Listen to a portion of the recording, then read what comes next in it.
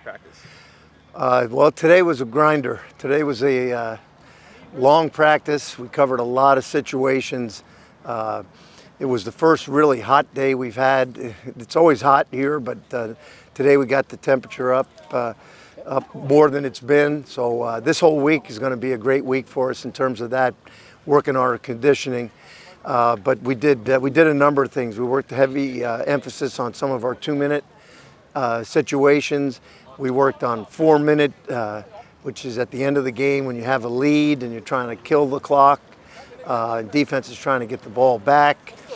We had a number of third down situations in 7-on-7 today.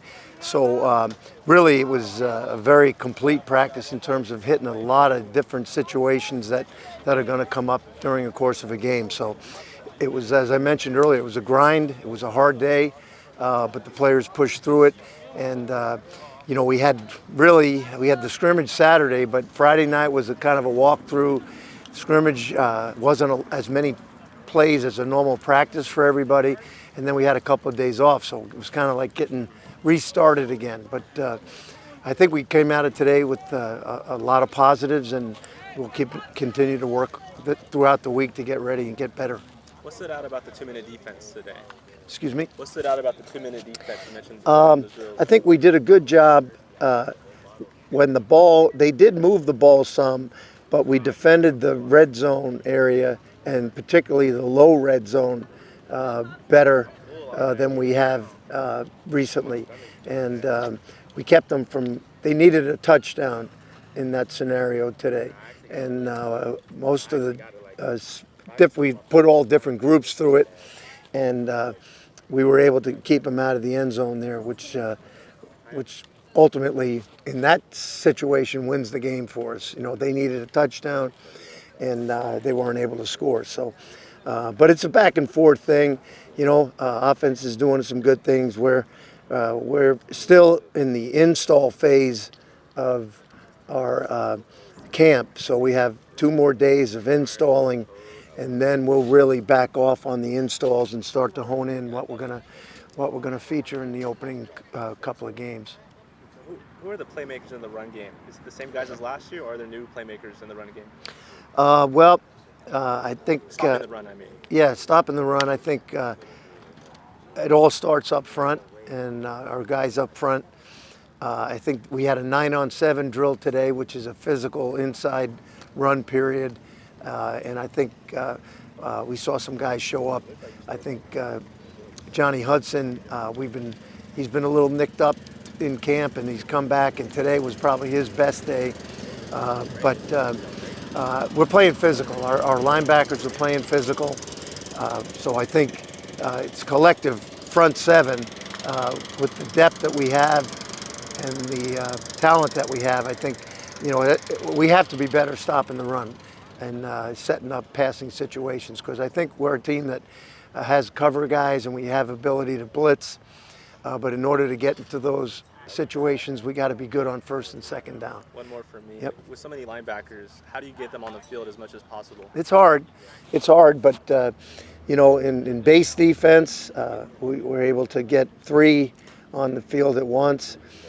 Some of our sub packages, depending upon who it is. See, Lavelle gives us the luxury of not having to substitute with another DB sometimes, because he can play coverage, he can cover tight ends, he can cover backs that are detached, you know, deployed from the backfield out in space.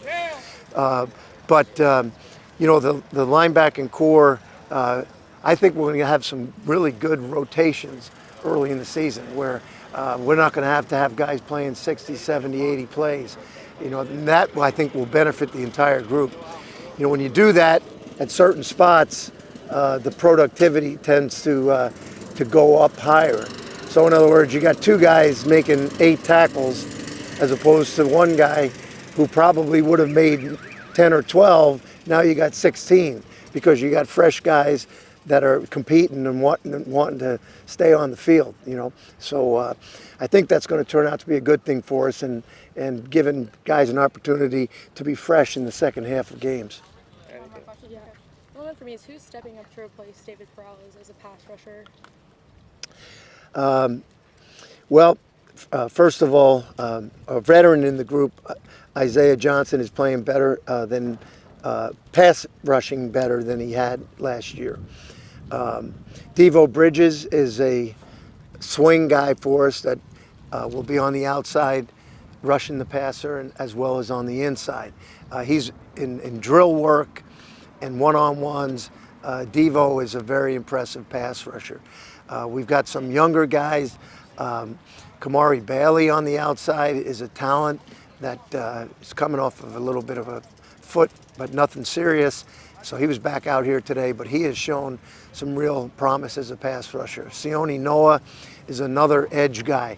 So much like the interior linebacker position, I feel we're going to have the ability to go with a first group of pass rushers. You know, in the second quarter, we may have second group guys, and we're not going to really lose anything from the ability. Actually, we'll probably gain a little bit because they'll be fresh. Okay?